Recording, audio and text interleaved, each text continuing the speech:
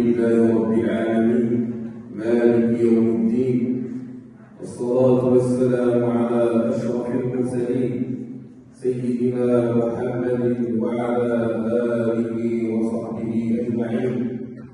أما بعد، فإن أشرف ما يعتز به الإنسان أن يعيش موحدا لله متبعا هدي رسول الله صلى الله عليه وسلم.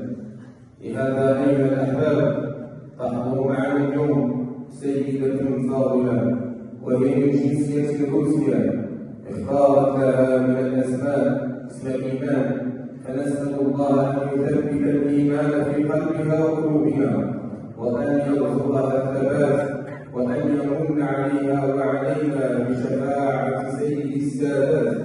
فنقول: أشهد أن لا إله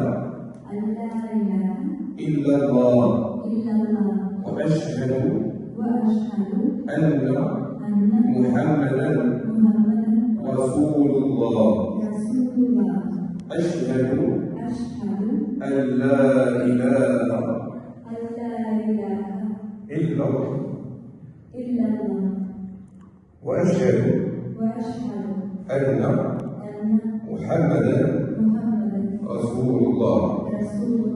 الله أكبر، الله أكبر، الله أكبر.